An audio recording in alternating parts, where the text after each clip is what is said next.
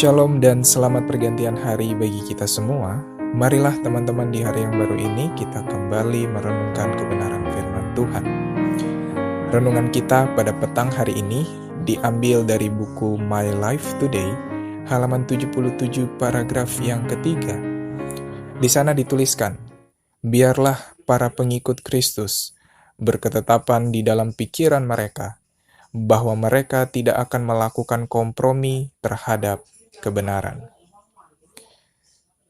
Kutipan kita pada petang hari ini mengatakan bahwa sebagai pengikut Kristus, kita tidak boleh melakukan kompromi terhadap kebenaran. Namun yang menjadi pertanyaannya adalah, bagaimana ketika kita berada di dalam situasi yang terdesak, situasi yang darurat? Apakah kita boleh berbuat dosa atau berkompromi dengan dosa?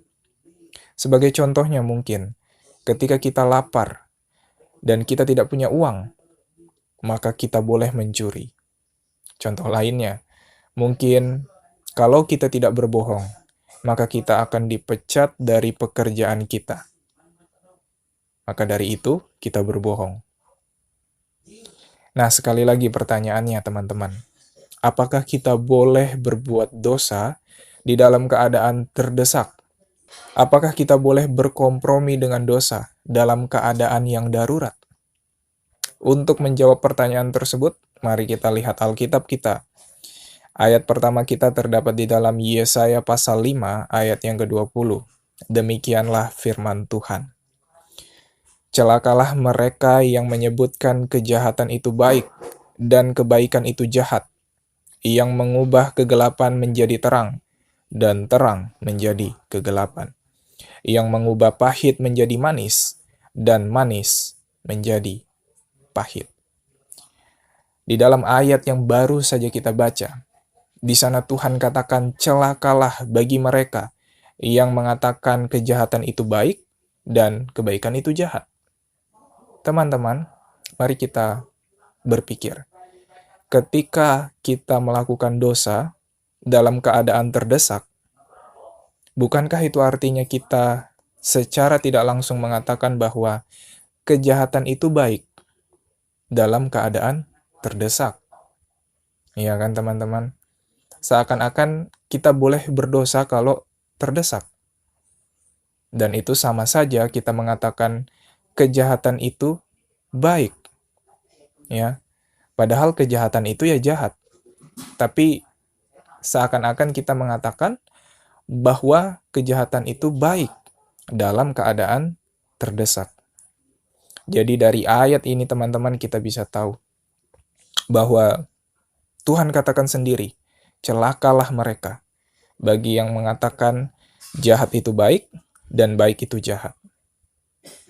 Dari sini kita bisa lihat bahwa melakukan dosa dalam keadaan terdesak itu bukanlah kehendak Tuhan. Lalu ketika Tuhan katakan celakalah mereka yang menyebutkan jahat itu baik dan baik itu jahat. Dan artinya kita tidak boleh melakukan dosa di dalam keadaan terdesak sekalipun. Ya kan teman-teman?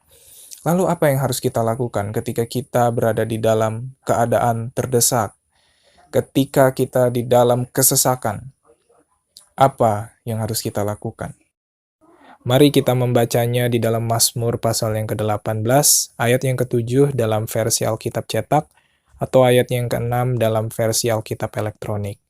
Demikianlah firman Tuhan. Ketika aku dalam kesesakan, aku berseru kepada Tuhan. Kepada Allahku aku berteriak minta tolong. Ia mendengar suaraku dari baitnya. Teriakku minta tolong kepadanya sampai ke telinganya. Teman-teman, kita melihat di sini pemazmur. Ketika ia berada di dalam kesesakan, apa yang pemazmur lakukan? Ia berseru kepada Tuhan. Dan Tuhan mendengar suaranya. Ia berteriak minta tolong kepada Tuhan, dan teriakan minta tolong itu sampai kepada telinga Tuhan. Inilah yang Tuhan mau, teman-teman. Inilah yang menjadi kehendak Tuhan ketika kita di dalam keadaan darurat. Kita harus minta tolong sama Tuhan. Kita harus berseru kepada Tuhan, meminta pertolongan, meminta kekuatan, meminta iman. Inilah yang Tuhan mau. Kita mengandalkan Tuhan di setiap situasi di dalam kehidupan kita. Jadi teman-teman, biarlah melalui renungan kita pada petang hari ini, kita bisa belajar untuk mengandalkan Tuhan di dalam situasi apapun. Di dalam kesesakan, di dalam suka, di dalam duka, mari kita andalkan selalu Tuhan. Dan mari kita tolak setan. Mari kita jangan berkompromi dengan dosa. Biarlah ini menjadi prinsip di dalam kehidupan kita masing-masing. Aku hendak memperhatikan hidup yang tidak bercelah. Bilakah engkau datang kepadaku? Aku hendak hidup dalam ketulusan hatiku di dalam rumahku. Mazmur 101 ayat yang kedua. Demikianlah renungan kita pada petang hari ini. Selamat pergantian hari dan Tuhan memberkati kita semua. Amin.